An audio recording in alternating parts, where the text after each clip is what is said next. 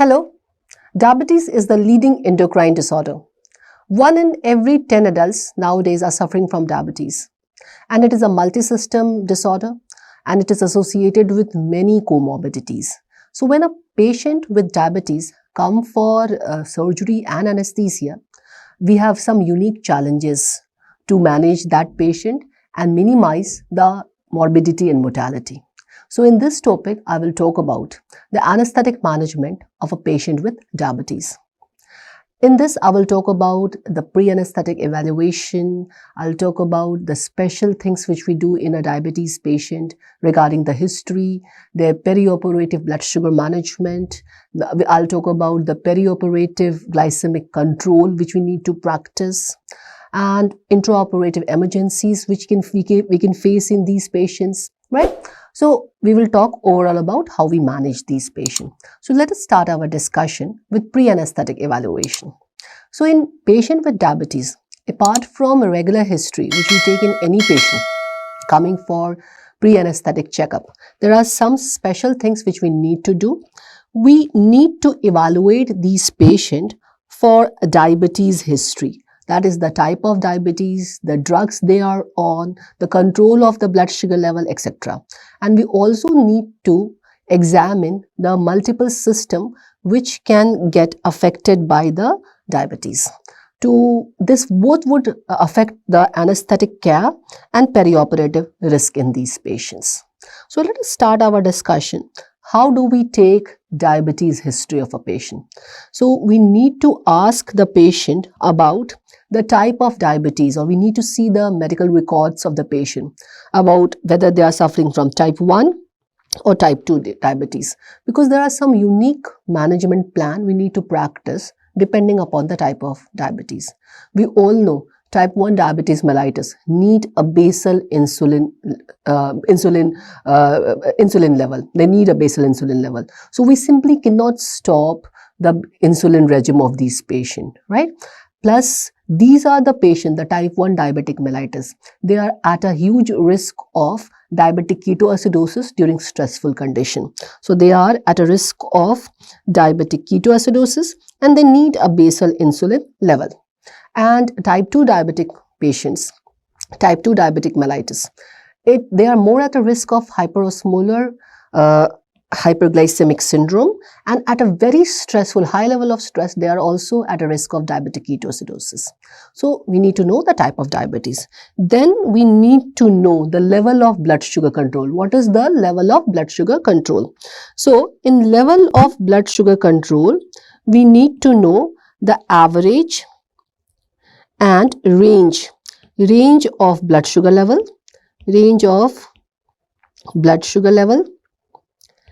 We need to know the glycated level, that is glycosylated HB level. So we need to know the glycated level, that is glycosylated HB1C level. Okay.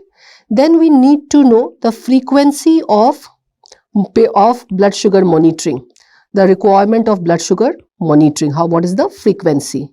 And apart from this, a very important thing which we should ask in the history is regarding the episodes of hypoglycemia and whether the patients were aware of those episodes of hypoglycemia or not. See, the episodes of hypoglycemia would make us manage the current regime more properly during the perioperative period. When we put our patient in NPO status, the current regime is putting the patient more at the risk of hypoglycemia or not. All these things we can decide. So we need to know the history of hypoglycemic episode, and awareness of the episodes, and patient's awareness in patients of the episodes. Both are important. If there is no awareness in the patient about their hypoglycemic episodes, they are at a risk of autonomic neuropathy. They are suffering from autonomic neuropathy, and we have to take a lot of precaution in perioperative period because they can go into silent hypoglycemia during the fasting time period, the NPO period of the NPO period, and even intraoperative period also, they will not show the sympathetic stimulation which the hypoglycemia should normally cause. So again, it is a high risk of them going into silent hypoglycemia, which is a bigger killer than hyperglycemia. So we need to know the history of hypoglycemic episodes and awareness of patients of these episodes, right? Now, apart from this, we need to know the HbA1c level. Now, this tells us about the level of the blood sugar level of the control of blood sugar. So, it is telling us about the level of blood sugar control, right? Now, there is no consensus regarding what is the upper borderline, let's say, what is the upper level of glycosylated HB for postponing the elective surgery or deferring the elective surgery, or what is the safe level of glycosylated HB. There is no such recommendation, but there are some recommendations of different society which would help us in making the decision. So American Diabetes Society does not have any such recommendation that what is the level at which we can postpone the elective surgery, what is the level of glycosylated HB. For let's say Australian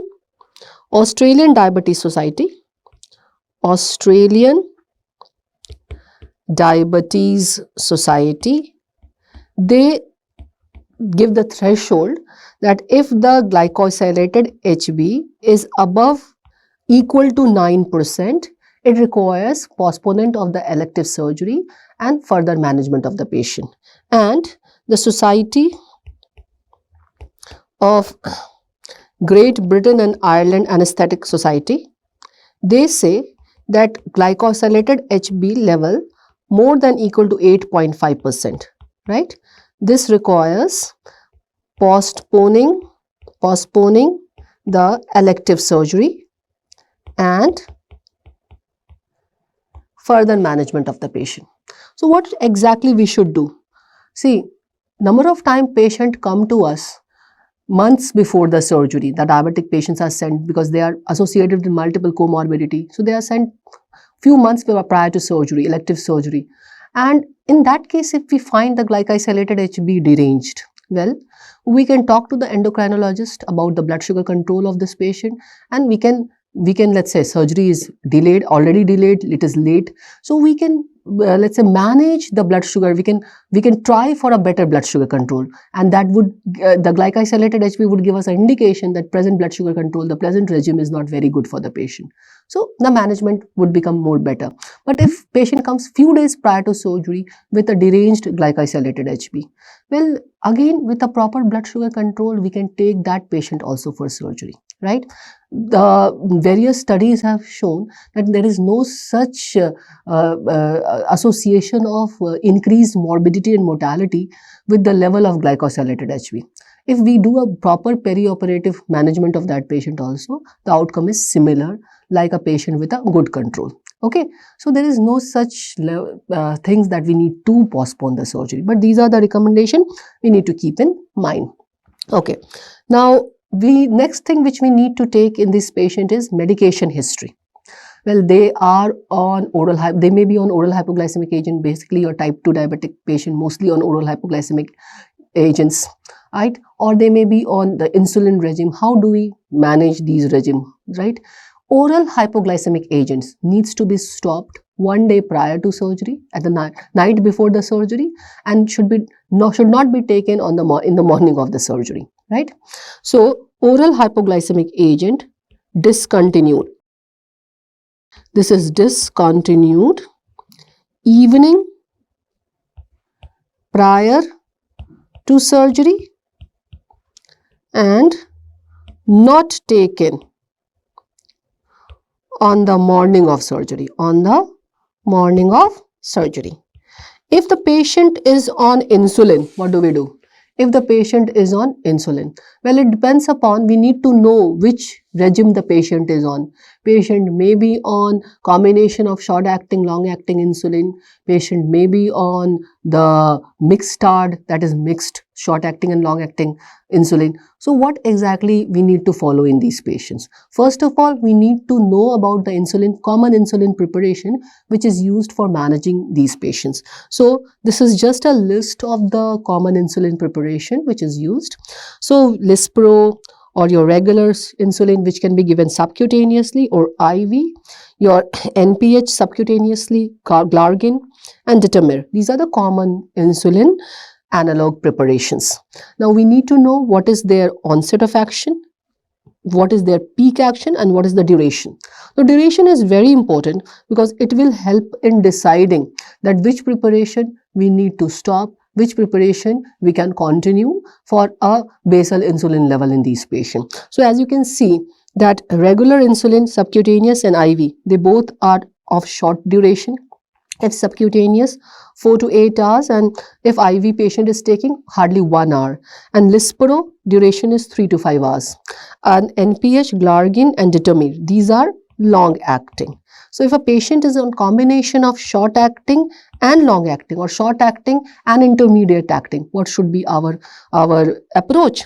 So for patient on insulin who are taking combination short and long acting insulin preparation, proper adjustment should be done. Proper adjustment in the dose should be done. See, we can continue the short acting. So short acting insulin preparation, it can be continued even on the evening prior to surgery. Long acting insulin or intermediate acting insulin preparation, the dose should be decreased by 50%. So decreased by 50%, whatever the patient is taking. Okay. If the patient is on mixed TARD, then 20% decrease in the dose, evening prior to surgery. Now this is because we have to keep the patient NPO. There's a risk of patient going into hypoglycemia. So we need to modulate the dose, right? And oral hypoglycemic is discontinued. Now there is a very common drug which is nowadays used, that is glucagon-like polypeptide 1 agonist. So glucagon-like polypeptide, right? 1 agonist. These are very commonly used for managing diabetes and for weight loss. If the patient is on this regime, the GLP-1 agonist, these drugs, what they do, they increase the insulin secretion and reduce the glucagon secretion, and they delay the gastric emptying of the patient. So the patient on this drug, they are high at the risk of aspiration. They have a lot of gastrointestinal symptoms they may have, right? So how do we manage this? So the ASA task force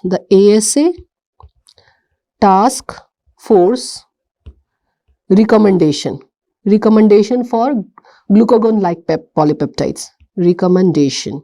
They say that if a patient is on daily dosing, right, of GLP-1 agonist, hold the medication on the day of surgery.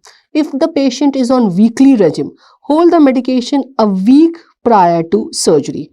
If the patient is, let's say, on patient with gastrointestinal symptoms, right, on GLP-1, we consider delaying the elective surgery procedures, and once the effect of the drug has gone away, then only we plan again.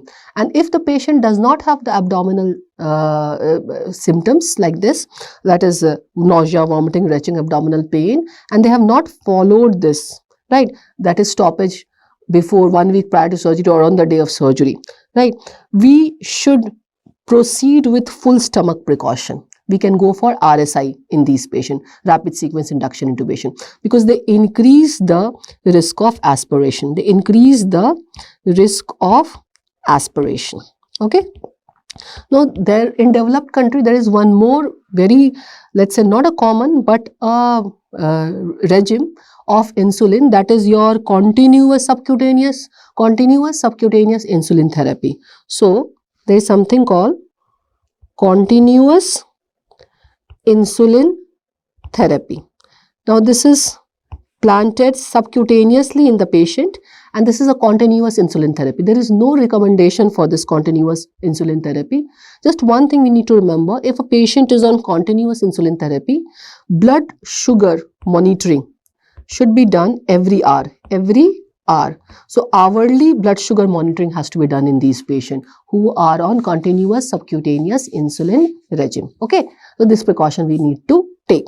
Okay, now let us discuss the patient who are not diagnosed with diabetic mellitus, but they, during pre-anesthetic evaluation, the blood sugar levels shows hyperglycemia. Now remember, these are the patient which are even more at a higher risk than diabetic patient, because their optimization has not happened, and the macro and microvascular organ derangement may be more seen in these patients because of improper optimization. So these patients are more at risk. Remember, they are more at risk than diabetic patient, diagnosed diabetic patient, more at risk than diagnosed diabetic patients. Remember this, okay? And another thing which you need to remember, that in these patients, tight glycemic control is what we need to practice. Okay, in diabetic mellitus patient, I'll talk about, we don't need nowadays to practice tight glycemic control, but in hyperglycemic patient with hyperglycemia without a diagnosis of diabetic mellitus, studies have shown that practicing tight glycemic control showed a better outcome. So studies recommend tight glycemic control during perioperative period.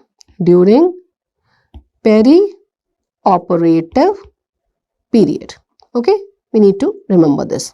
Hyperglycemia without a diagnosis of diabetic mellitus. Now, what are the preoperative testing? The routine preoperative testing according to the type of surgery and the comorbidity of the patient. So routine preoperative testing, right, according to surgery and comorbidity of the patient. For seeing the diabetic control, two important investigation is important, that is glycosylated HB level and your renal function test. Now both are important because they will tell us about the level of organ dysfunction caused by diabetes and the control of diabetes. If it has not been done within 3 months, we need to repeat it. 2 to 3 months, we need to repeat it. Apart from this, any other investigation like ECG or echo all depends upon the comorbidity of the patient, right? So the investigation depends upon the type of surgery and comorbidity. Now, diabetes, the next important thing apart from the diabetes history of these patients is to assess the multi-organs which would be affected due to long-standing diabetes. So, long-standing diabetes has macrovascular effect and microvascular effect. The macrovascular effect is seen on heart, seen on the brain. So, on heart, very commonly your coronary artery disease is associated with diabetes, and cerebrovascular disease is associated with diabetes. Peripheral vascular disease is associated with diabetes. So, coronary heart disease commonly associated, cerebrovascular disease and peripheral vascular disease. Commonly associated with diabetes. For microvascular diseases, we need to know about retinopathy caused by diabetes, then nephropathy, that is the nerve level changes, and the neuropathy. neuropathy caused by the diabetes, autonomic and others. So we need to discuss the systemic effect of the diabetic mellitus. So let us start our discussion with the most sinister effect, that is the effect on coronary artery. Now diabetes, they predispose the patient to atherosclerosis, and they're associated with systemic hypertension also. So together they are very much associated with coronary heart disease. So type 2 diabetes is the independent risk factor for coronary artery disease. So type 2 diabetes, this is independent risk factor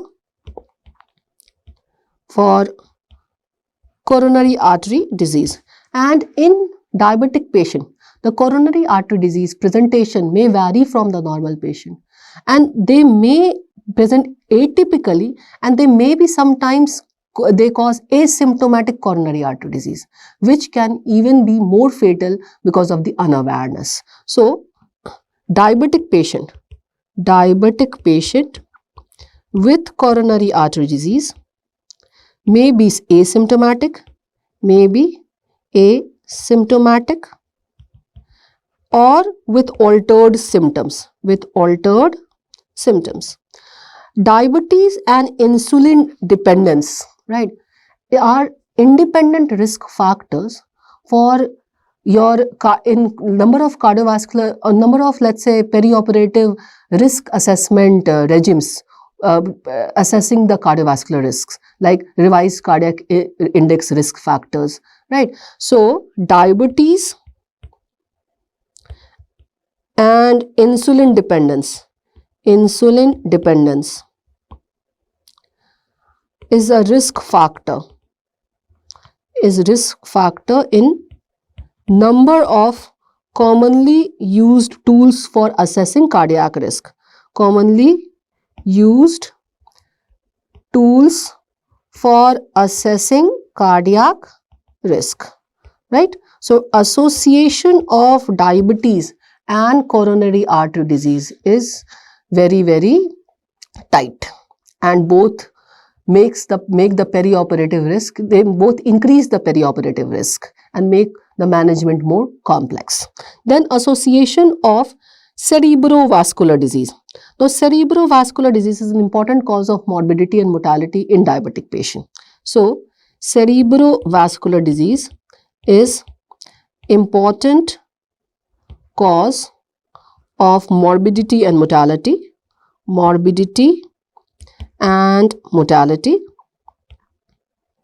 Diabetes is independent risk factor for ischemic stroke. So diabetes is independent risk factor for ischemic stroke. So we need to remember this.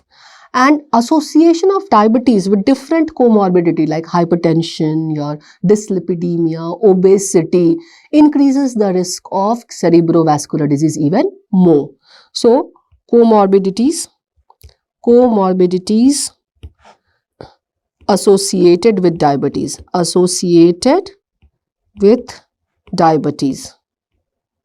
increases the risk of your cerebrovascular disease and stroke even more, right? So remember this. Okay, next, diabetic neuropathy.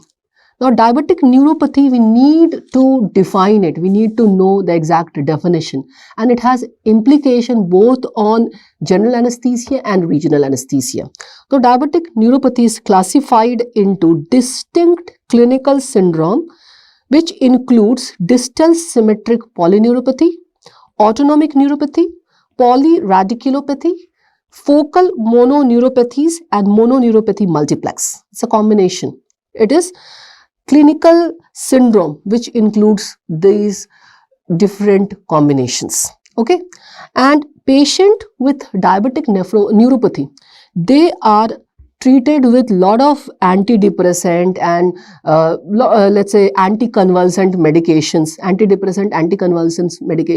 atypical medications for their pain management and etc.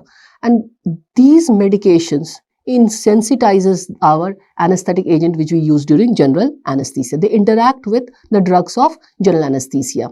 And patient with diabetic neuropathy, they are let's say they are more sensitive to local anesthetic, and they are more sensitive to the nerve stimulation which we do during practice of peripheral nerve blocks.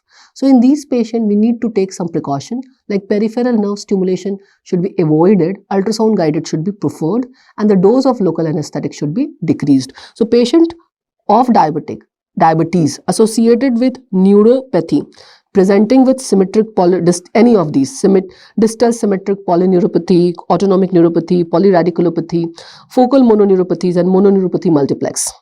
Now, for general anesthesia, patient may be on treatment with antidepressant, and anticonvulsant.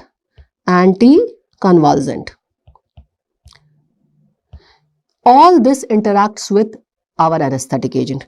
They interact with our anesthetic agents. So we need to know the complete history, what they are, the drugs they are taking. Then for regional anesthesia, for both peripheral nerve block and for central neuraxial blockade, peripheral nerve block and central neuraxial blockade, we need to remember that in patient with diabetic neuropathy, there is increased sensitivity to local anesthetic. So we need to decrease the dose and volume and concentration, all three, right, of our local anesthetic. Apart from this, the duration of the local anesthetic would be increased. The duration of the block increases. So duration of block increases. So next problem is that for peripheral nerve blocks where we use nerve stimulation, there is an increased threshold for nerve stimulation, and it may vary from patient to patient. So we cannot exactly choose the nerve stimulation threshold, and maybe the stimulation threshold we have chosen can cause the nerve injury. So it is better to practice ultrasound guided. So increased nerve stimulation threshold in these patients. So ultrasound should be preferred. Ultrasound guidance block is preferred. Guidance block more preferred rather than nerve stimulation guided block is more preferred, safer. Okay, so this is the effect during your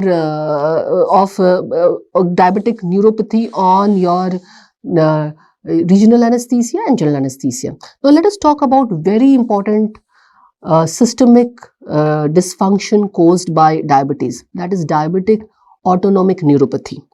Diabetes autonomic neuropathy. Now this affects multi-organs. It is multi-organ effect. It is affecting cardiovascular system, gastrointestinal system. It is affecting your pseudomotor system, vasomotor system, right? So we need to know about these. When it is getting affected, what are the symptoms it will produce. So when a diabetic patient comes to us during pre-anesthetic evaluation, how do we know about autonomic neuropathy? We need to ask some question which will give us an idea. Like, we should question these patients. So questions which we should ask: number one, about early satiety, alteration of constipation and diarrhea. Then the resting tachycardia would be seen in these patients, right? So presence of resting tachycardia. poor exercise tolerance. Poor exercise tolerance. And there would be possibility in male of erectile dysfunction, right? So these questions we can ask and we can get an idea about autonomic neuropathy. If we go organ to organ, if you see this list, for cardiovascular system, what are the effects in autonomic neuropathy? There would be tachycardia, postural tachycardia, bradycardia or fixed heart rate can be seen in more advanced disease, systolic, diastolic dysfunction, decreased exercise tolerance, orthostatic hypotension, cardiac denervation syndrome, and intraoperative perioperative cardiovascular instability. So when there is a association of autonomic neuropathy with cardiovascular autonomic neuropathy, we need to be more cautious during induction because of the risk of hypotension and during intraoperative period. Okay. Now apart from this, even when these patients are given neuraxial anesthesia, now there would be more risk of hypotension. So with regional anesthesia also, compared to normal population, more risk of hypotension, particularly with changing position because of the association of your postural tachycardia and orthostatic hypotension in these patients. Now let us see gastrointestinal. Because there is esophageal dysmotility, gastroparesis, diarrhea, constipation. Now because of this, there is a increased risk of aspiration in these patients.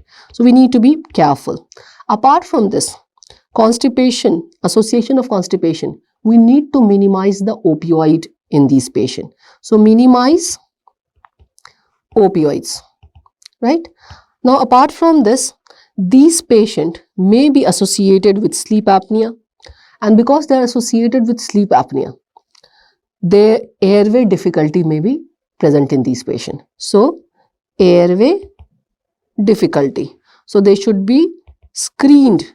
They should be screened for difficulty in these patients. So they should be screened for presence association of obstructive sleep apnea by stop bang, which we have discussed so many times, right?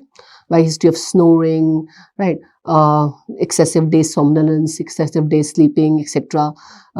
So by the stop bang, we need to screen them for if it is already not diagnosed a case of obstructive sleep apnea, because obstructive sleep apnea is associated with airway difficulty. Okay, so these are the important things which we need to take care in these patients because of the risk of diabetic autoneuropathy. Okay, now let us talk about diabetic nephropathy. Again, it's a very common complication seen with diabetes. Renal dysfunction very commonly associated with diabetes. So common complication. This is common complication. And remember that there is an increased risk of renal dysfunction. Since there is an increased risk of renal dysfunction, we always need to have in preoperative assessment a renal function test done, a basal creatinine level done in these patients. So basal creatinine level done to assess the renal function. Apart from this, avoid nephrotoxic drug and hypotension in drop. Right? So intraoperative hypotension should be avoided because of the risk of more renal dysfunction. Now, apart from this, in these patients, diabetic retinopathy may be seen. So there is a risk of postoperative visual disturbances in these patients. So pre-op visual acuity can be done in patient with more at a higher risk, going for the surgeries with the increased risk of post-op visual loss, etc., like your spine surgery or diabetic patient getting operated in prone position. So diabetic patient with long-standing diabetes getting operated for spine surgery, right, they are more at the risk of diabetic retinopathy. So this is again common complication So increased risk of post-op visual complications. So it is better in high-risk patient to get a pre-op visual acuity and visual field testing done. Okay. Now musculoskeletal abnormalities. Now diabetic patient, their airway may be difficult. Why? Because of the cervical joint, atlanto-occipital joint, right? That is the spine dysfunction, spine immobility, and the spine immobility is associated with the small joint dysfunction also, that is the joint of hand, etc. So by assessing the joints of hand, we can assess whether the airway would be difficult in these patients or not. So musculoskeletal abnormalities which can make the airway difficult. So both type 1 and type 2 diabetes, they have limited joint mobility of joints of hand, particularly joints of hand and axial spine, that is your cervical spine joint movement, your atlanto-occipital joint movement. So this axial spine involvement in diabetes can make difficulty in intubation, can cause difficulty in laryngoscopy, right, and intubation. So in diabetic patient, we need to be very careful in assessing the airway. There are few important tests which can assess the mobility of the joints of hand. Something called, we can do a prayer sign test, and palm print sign to assess the joint involvement. In prayer sign, the patient is asked to approximate the palmar surface of both his hand, right? So if I am approximating, I am able to approximate it properly. But in patient with limited mobility of the joints of the hand, they will not be able to, let's say the palmar surface will not touch each other. So this is called prayer sign. And other is that palm print is done, right? And if the patient will not have a particular level of palm print, the palm print sign will be positive. So these palm print sign and prayer sign is done to assess difficulty in intubation. Okay. Now apart from this, the diabetic patient, they are more associated with the neuropathy or difficult joint movement, etc. So positioning during surgery, for different type of surgery, would be of concern. So during pre-anesthetic evaluation, patient should be asked for the comfortable position they can be in during the surgical time period. So the position, what are the problems in the mobility of different joints? What is the comfort level by which they can lie supine or in prone position? That concerned surgical position which the patient has to be made for a particular surgery the patient has come. So positioning concern, right, should be assessed preoperatively, right? Patient can be made in that surgical position which the patient we are expecting during surgery, and see whether the comfort of the patient is at that position or not, right? If there is some issues, we can discuss it with the surgeon and plan the optimum position of the patient without causing any problem, right? So otherwise also they are at the risk of their neuropathies and all those things. So proper padding and all the care we need to take, which we will talk in intraoperative period. During intraoperative period, what care we have to take. Okay. Now let us talk about anesthetic management. So what are the monitors which we need to attach in these patients? So let us talk about anesthetic management. After pre-anesthetic evaluation, let us talk about anesthetic management. So what monitors we need to attach in these patients? Routine standard monitor. So standard ASA monitors, that is your pulse oximetry, your ECG, your non-invasive blood pressure monitor, your temperature probe, your capnography. So this routine monitor we need to put in every patient. Apart from this, any other advanced monitoring depending upon the comorbidity and the surgical factors. So advanced monitoring determined by patient and surgical factors. Okay. Now blood glucose monitoring, very important in diabetic patient. So how do we do the blood glucose monitoring? The monitoring of blood glucose depends upon the level of the blood sugar control, type of diabetes, and also depends upon the duration of the surgery. So it depends upon the level of blood sugar control, it depends upon the type of diabetes, and it depends upon the duration of surgery. So there are some guidelines which we need to follow. For the patient who received insulin of any type, we need to check the blood glucose by finger stick or laboratory method every hour, hourly check, or more frequently if blood glucose is labile, is less than 100 milligram per deciliter, or it is falling, it is labile. So hourly if the patient is on insulin regime. If the patient who has not received insulin, that is mostly the type 2 diabetic patient, treated with diet or OHA, right? We need to check the blood glucose by finger stick or laboratory method every 2 hours. So every 2 hours, okay? And if the patient is critically ill, more than 2 vasopressor or hypotensive, right?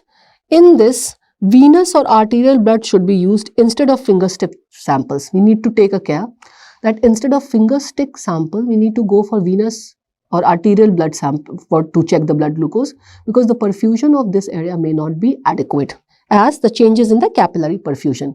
This will lead to underestimation or overestimation. So we will not get a true blood glucose level report. Okay.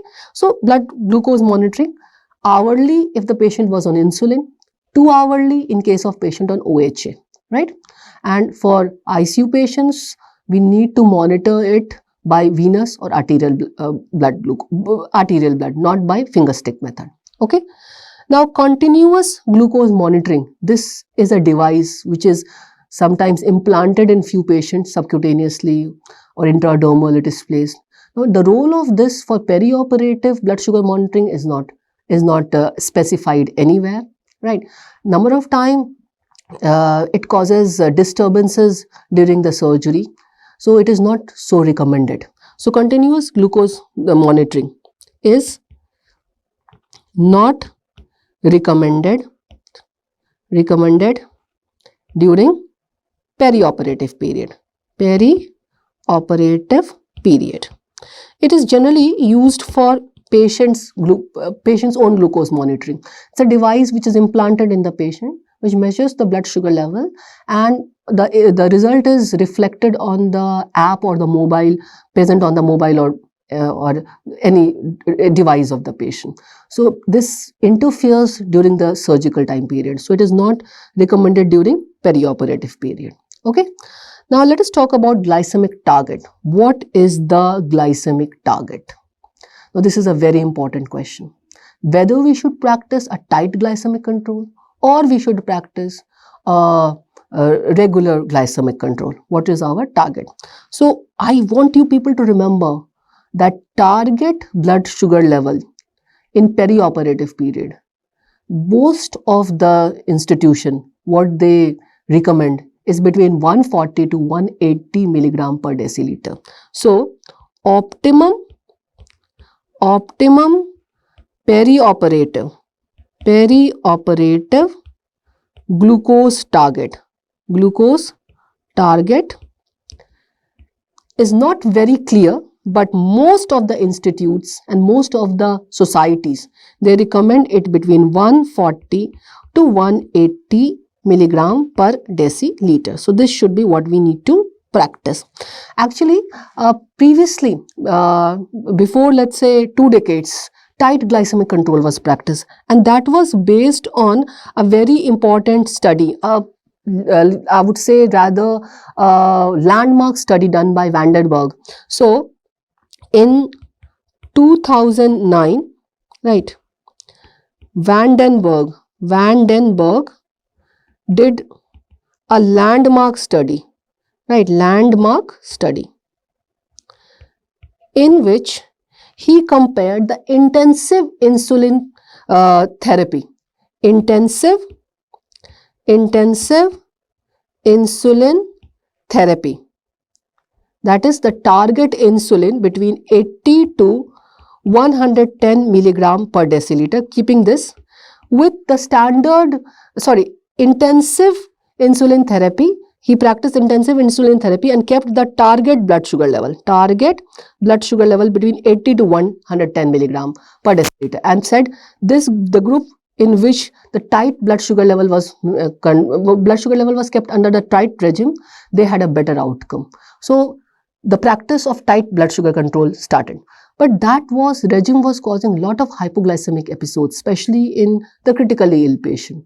So later on, a very big study was conducted, that was NICE sugar study.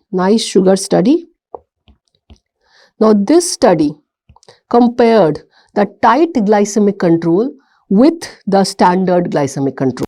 So this compared tight control to standard glycemic control,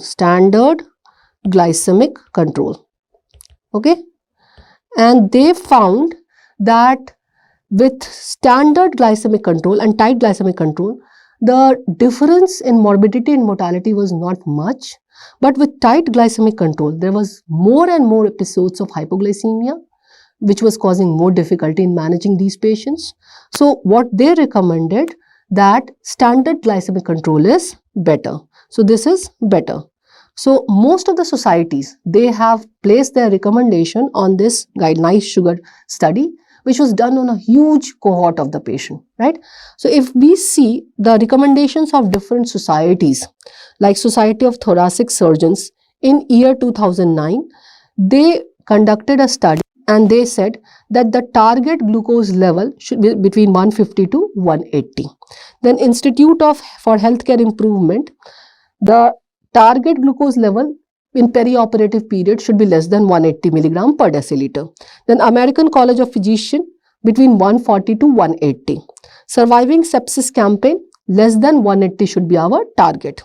European Society of Cardiology, 140 to 180. American Diabetic Association, between 140 to 180. So this was what was recommended in most of our patients. So we need to target the blood sugar between 140 to 180, right? Okay. Next, we need to discuss the common regime which we use for blood sugar control. So we will talk about the common regime which we use for blood sugar control. See, as already I told you, the glycemic control which we need to practice in perioperative period is between 140 to 180 milligram per deciliter, the blood sugar level. This is what we have to follow. Now, important thing is that what is the recommendation of the most of the society to start the insulin infusion in patient. If the blood sugar level goes beyond 180 milligram per deciliter, then only it is recommended to start the insulin regime, and the target control should be between 140 to 180. Now there are various regimes. We have like sliding scale regime. So we have number of regimes. We'll talk about sliding scale regime. Then we have something called GIK, right? Glucose, insulin and your potassium regime. Then we have velour regime. Then we have Alberti regime. So we'll talk about these regimes. One very important thing which we need to consider, that during perioperative period, how do we get the blood sugar level done? We get it done by point of care devices like glucometer, and number of times the value of the glucometer, the value of blood sugar through glucometer will not be very correct. So always central lab, now blood ABG, from ABG analysis, or from point of care device like glucometer, we should compare the blood sugar level. Okay, number of time by point of care device, there is a difference of plus minus 20% in the blood sugar level. It is plus, generally higher, and by ABG it is generally seen to be lower. So we should always confirm by the central laboratory if it is possible, right? So, and keep in mind that the device which you are using, what variability is seen with that device in the patient. So that should be always tested beforehand. Okay, and then only we need to start the regimes accordingly. Now, for type 1 diabetic patient who requires exogenous insulin, I told you basal insulin regime is required. What was the thing which we discussed initially about them? That previous night 20% or 15% of the long acting insulin should be continued, or 50%, 20 to 50% should be continued, and in the morning regular insulin on sliding scale should be started. If we don't want to follow this, we can go for, instead of regular insulin, we can go for a basal insulin infusion. See, regular insulin on sliding scale, we are chasing the blood sugar level. The blood sugar level is getting deranged and we are chasing that. Instead of that, we can go for a basal insulin regime, in which insulin infusion at the rate of 0.5 to 2 units per hour is started by mixing 100 units of insulin in 1000 ml of normal saline and given at the rate of 5 to 20 ml per hour. So this is insulin basal infusion of insulin, and this should be accompanied with your 5% dextrose at the rate of 75 to 125 ml per hour. For type 2 diabetic patients, OHA is discontinued the previous night as we talked about, and if they are on insulin, they can also be put on the same regime which we talked about for type 1, that is regular insulin on the sliding scale or insulin infusion, basal infusion, insulin infusion. So what are the different regimes which we need to be familiar with? The sliding scale regime. So sliding scale regime, in this, what is done? Insulin is given at the dose of the blood glucose divided by 100 or divided by 150 units bolus, followed by the IV infusion, right? Blood glucose divided by 100 IV units of IV infusion. So whatever is the blood glucose level, it is divided by 100 or 150, and whatever comes, that much unit is given bolus followed by infusion, right? It is generally used for small duration surgery with less interruption from the patient's routine, and insulin supplementation is started after blood glucose is more than 200 milligram per deciliter, and it is stopped when it decreases to 120 milligram per deciliter, right? So what did I tell you previously? 180 milligram per deciliter is the threshold for starting the insulin. For sliding scale, what is the recommendation? That start the insulin at the blood glucose level more than 200. This is to counteract the stress response which has caused the increase in blood glucose level, right? So we need to follow, if we need to follow this regime, in this regime we are chasing the blood sugar level. Okay, then we have something called GIK regime, glucose, insulin, potassium. In this combination of 2 international units of potassium and 10% glucose, right, dextrose 500 ml with insulin is administered to the patient. Now, if the blood glucose level is less than 100, 1 unit insulin is added. If it is more than 400, 4 unit insulin is added. So this regime is what we are following for GIK.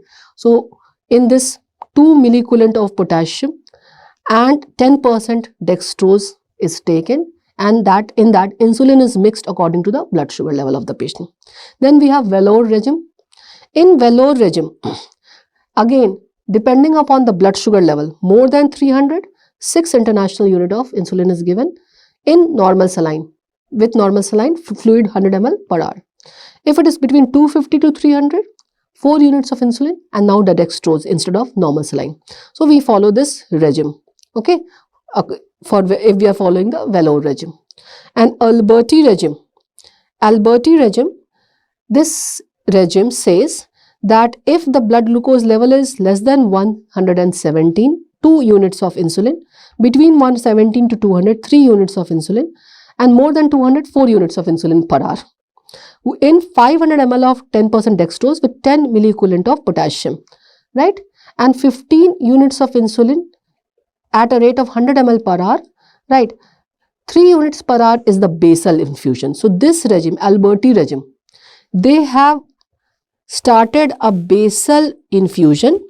Basal infusion, 500 ml 10% dextrose with 10 milliequivalent of potassium and 15 units of insulin at a rate of 100 ml per hour, that is 3 units per hour is going to the patient. So a basal infusion is started, and then bolus is given, right, if there is change in the blood sugar level according to this recommendation, right? So they are kind of controlling. So this is a good regimen as such. In Velour regime, a basal infusion level is not being followed, plus potassium is not taken into consideration. So again, it is bit considered by different studies inferior regime. Now GIK regime, again basal insulin infusion is not being followed, and sliding scale also, basal insulin regime is not being followed, plus potassium is not being considered, right? So these are the different regime which we can practice. Okay, just remember that for type 1 diabetic patient, we need to have a basal insulin infusion, right, always, and we need to monitor the patient 1 hourly for their blood glucose level. And it is always good to calibrate your point of care device, compare it with the central laboratory value of the blood sugar, right? Okay. The choice of anesthesia in these patients, it depends upon the surgery they are posted for, whether the surgery requires general anesthesia or neuraxial or regional block. So any kind of anesthesia can be given. So choice of anesthesia depends on the type of surgery. Whether the patient is posted for surgery requiring GA or regional or peripheral nerve block. All 3 type of anesthesia can be given. So general anesthesia, regional anesthesia, or peripheral nerve block, whatever is required. Peripheral nerve block. So whatever is required can be given to the patient. Drugs of general anesthesia, right, depends upon the comorbidities associated with the patient. So it depends upon if patient has cardiac comorbidity, we would use the drugs which are safe for cardiovascular system, right? So it totally depends upon the comorbidity associated with the patient. For regional anesthesia, we only have to take a precaution. The dose of the local anesthetic should be little bit decreased compared to the normal patient. And for peripheral nerve block, again, dose should be decreased in patient with long-standing diabetes, and peripheral nerve stimulation should be avoided. Ultrasound guided block should be put. Okay, so these important thing we need to remember. So remember, for general anesthesia, induction and maintenance of anesthesia, drugs are chosen according to associated comorbidities, right? For regional anesthesia, dose of local anesthetic has to be decreased. Dose of local anesthetic has to be decreased, right? So keep this in mind. Okay. Positioning during anesthesia, again I am repeating intra-op also. Pre-op, we have to assess the patient, whether the patient can be put in the position required for surgery or not comfortably. And during positioning intra-op, we need to take full precaution to prevent any nerve injury and to prevent any post-op problem in the patient. So positioning during anesthesia should be done with utmost care to prevent any nerve injury or positional injury to the patient. Injury to patient. So it should be done very carefully. Okay. Intraoperative emergency specific to diabetes. Well, 3 important intraop emergencies we need to consider. Number 1, diabetic ketoacidosis. Diabetic ketoacidosis. DKA, the mortality is 5%. The predicted mortality is 5%. Then hyperosmolar hyperglycemic syndrome. Hyperglycemic syndrome. The mortality is high. The HHS, the mortality is 10 to 15%. And third, the most sinister one, common one compared to other two, hypoglycemia. Hypoglycemia. Okay, so these are 3 intraoperative emergencies which can happen. Now, diabetic ketoacidosis. How do we define it? It is defined by triad of ketonemia, hyperglycemia and acidosis. So, diabetic ketoacidosis, this is defined by a biochemical triad,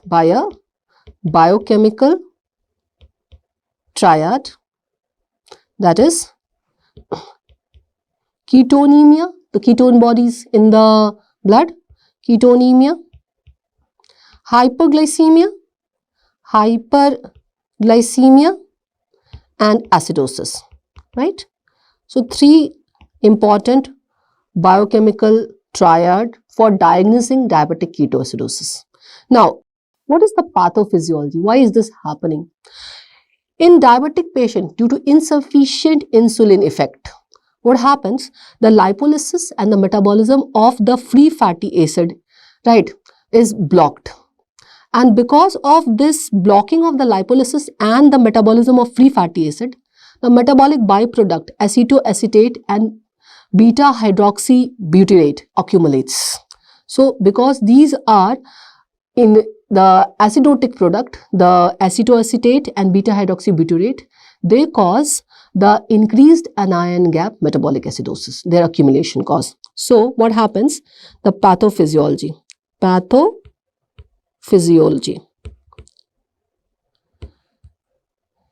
Insufficient insulin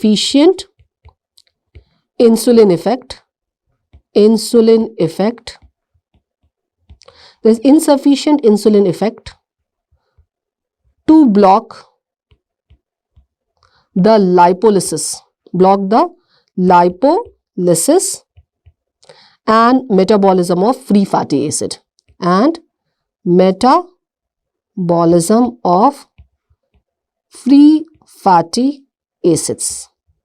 So, this is not blocked because of insufficient insulin effect.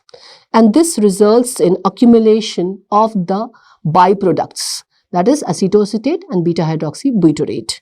So, metabolic byproduct,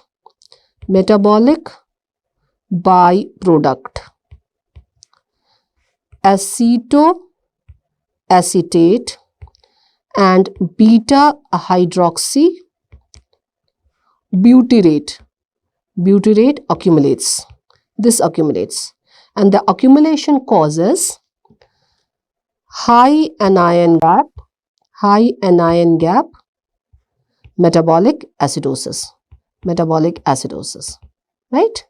So this is why diabetic ketoacidosis happens, because of insufficient insulin effect. So what are the precipitating factors? What would cause this? Well, if the patient has insufficient insulin in the blood, in, let's say, a normal patient, they may have not taken their insulin, they have forgotten to take their medications, the insulin. Intraop, if insufficient insulin level in the blood has happened due to some reason, improper management, or stressful condition can cause it. Surgery is a stress, so it can precipitate it. Infection can precipitate it. So what are the precipitating factors? Precipitating factors. Number 1, missing the insulin therapy.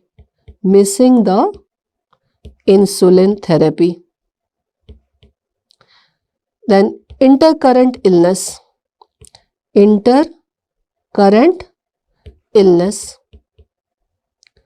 trauma, and any stress, it can precipitate it. So what would be the clinical features? Well, because of increased blood sugar level, dehydration,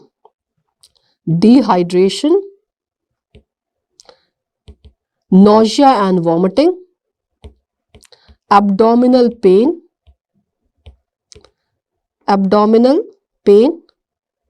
and if the investigation we will see, in the investigation, very commonly we will see leukocytosis and increased amylase level. So number of time it is confused with abdominal emergencies, right? So these you should have in diabetic patient presenting with these features a strong suspicion of developing diabetic ketoacidosis. So how we will make the diagnosis? Well, as I told you, triad of ketonemia, hyperglycemia and acidosis. So blood sugar level more than 250 milligram per deciliter, arterial pH less than 7.3, and serum bicarbonate you are less than 18 millimole per liter. Okay, so if this will happen, we will see in the, let's say, reports, we can suspect diabetic ketoacidosis. We can confirm it is diabetic, and urine ketone bodies, of course. Urine ketone bodies will be measured. Okay, how we will manage it? It's emergency, requires an immediate management. So management depends upon three important things: fluid, insulin and electrolyte management. So management revolves around these three management. Okay, now let us talk about fluid. How do we manage fluids in these patients? So intense dehydration. So 1 to 2 liter of normal saline in first 1 to 2 hours. So 1 to 2 liter of normal saline in initial 1 to 2 hours, followed by 15 to 20 ml per kg per hour of normal saline. Okay, so fluids, we have to treat the dehydration. Then we have to simultaneously start the insulin. So insulin, how do we start insulin? 0.1 unit per kg per hour infusion. So we start with 0.1 unit per kg per hour infusion. If the blood sugar level does not decrease by 10%,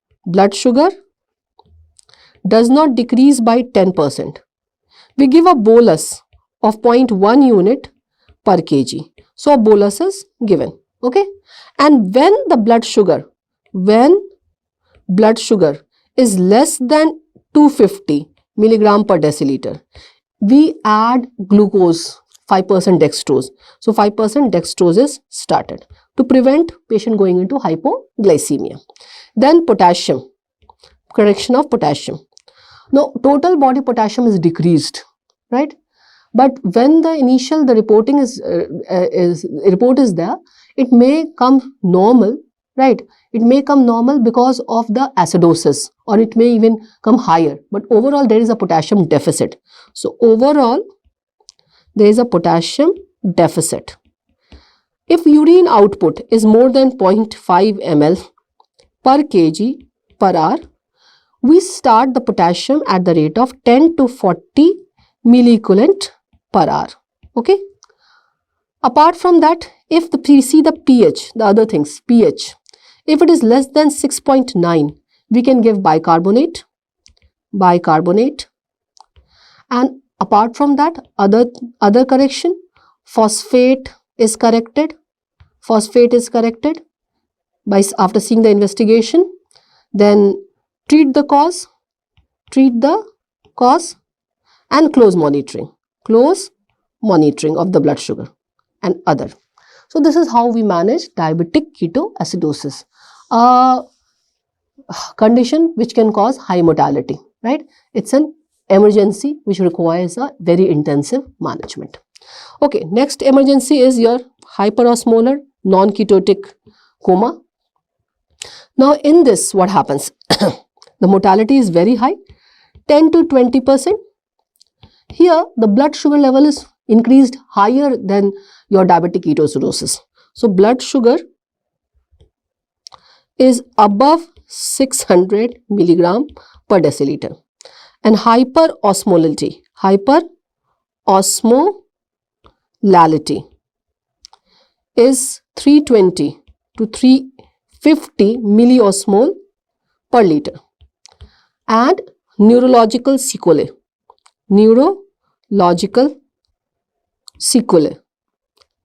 like patient is in coma, etc. So it is accompanied with these three features: blood sugar very high, hyperosmolality, and neurological sequelae. It is non-ketotic because absence of exogenous insulin is, but there is enough endogenous insulin to suppress the ketoacidosis production. So there is, in absence of exogenous insulin, there is enough endogenous insulin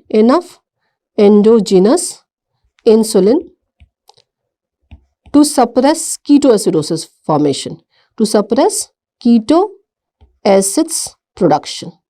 See, it does not let the ketoacids to get produced because there is enough endogenous insulin, right? And it is therefore non-ketotic. Basically, severe dehydration is seen in this because of a very high blood sugar level, and neurological sequelae because of hyperosmolality. Okay, what is the management? Well, management is fluid resuscitation, very intense fluid resuscitation. So fluid resuscitation, right? Resuscitation. 1 to 2 liter normal saline, first 1 to 2 hours, followed by according to the response. Then IV insulin, the requirement is less as compared to in diabetic ketoacidosis, and the target blood sugar is 250 to 300 milligram per deciliter. So you should not go for a very fast decrease in the blood sugar. With IV insulin, we have started, the target is to keep it between 250 to 300 because very fast would deteriorate the neurological condition more. So we should go for slow. If it is between 250 to 300, we can change the insulin to subcutaneous insulin. So this is hyperosmolar non-ketotic coma, more commonly seen with type 2 diabetes. Okay. Then very sinister, hypoglycemia. The precise level at which the hypoglycemia symptoms come is not known. Normal blood sugar level should be above 80 milligram per deciliter. So normal fasted blood sugar level should be above 80 milligram per deciliter. Okay. In patient who is under anesthesia, it is very difficult to diagnose hypoglycemia because the autonomic feature of hypoglycemia cannot be diagnosed. It can be confused with the other condition during intra-op period which will produce the same effect. So it is very difficult to diagnose, and number of time patient with diabetic patient, they are unaware of their hypoglycemia unawareness because of autonomic neuropathy. In them also it is very difficult to detect hypoglycemia. So you need to have a high index of suspicion. In patient with renal insufficiency, the insulin and the oral hypoglycemic regime, they can produce an altered effect, and in them hypoglycemia is very common. So you need to have a high level of suspicion. Now in this we need to know few things, something about Whipple's triad, which we should be aware. What is Whipple's triad of hypoglycemia?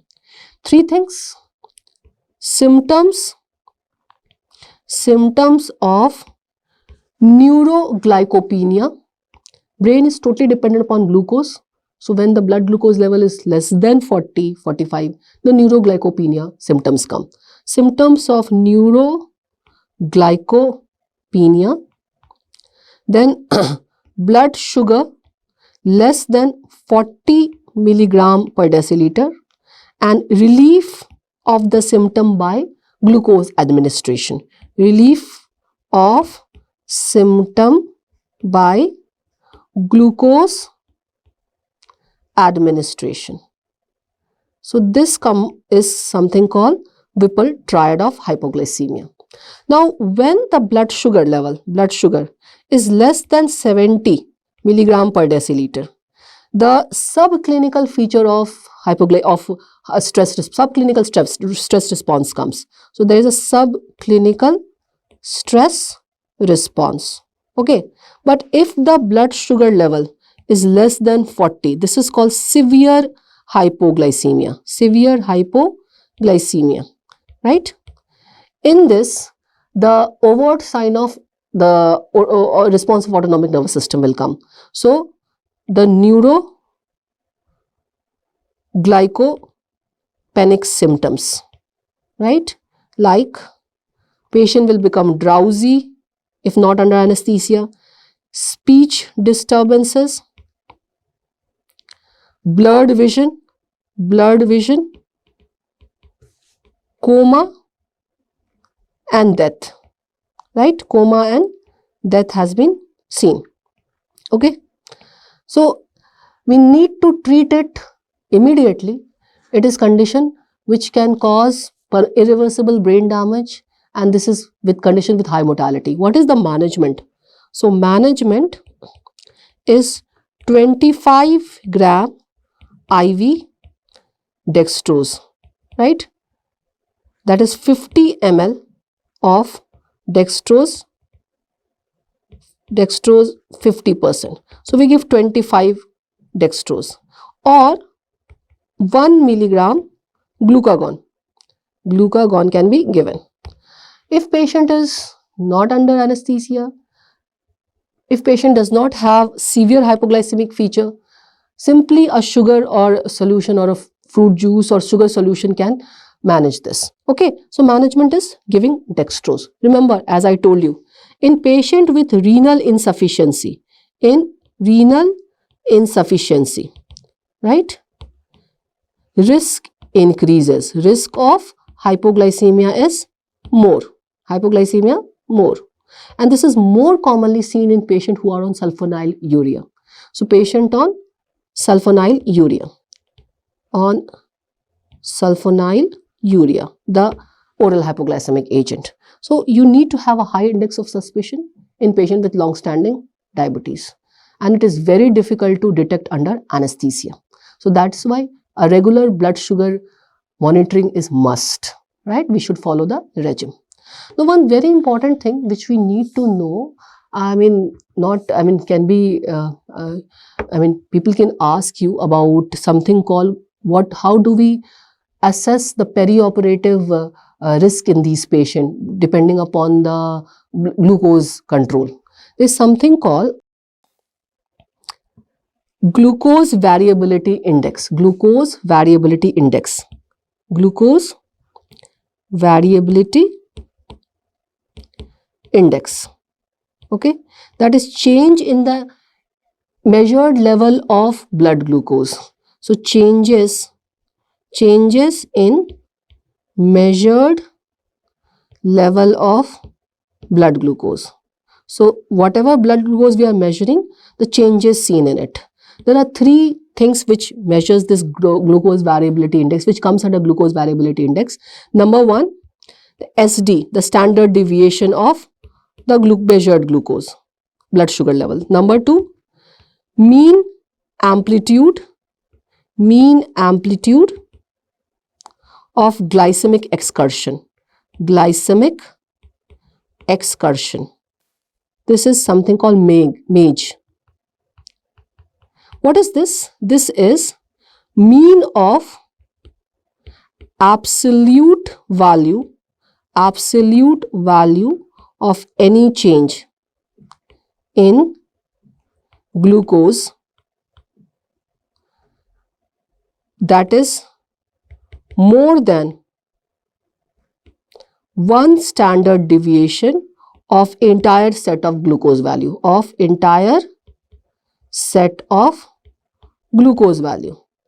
right? So this is mean of the absolute value of any change in glucose value that is more than one standard deviation of entire set of glucose value. This is called MAGE. Then very important, something called glycemic liability index or GLI. This is something squared difference. This is calculated as squared difference between consecutive glucose measurement per unit of actual time between those samples. Actual time between those samples. Now this is the best predictor of mortality. This is best predictor of mortality. So remember this. So glycemic liability index. This is best predictor of mortality. Okay. So this is something called glucose variability index, by which we can predict the morbidity and mortality in these patients. Okay. So this is all I wanted to talk about anesthetic consideration in patient with diabetes coming for surgery and anesthesia. I hope you have understood. We need to have a knowledge of proper regime. We need to have a good backup of the laboratory support. We need to know all the complications which diabetes brings. Then only we will give a good outcome in these patients. Thank you.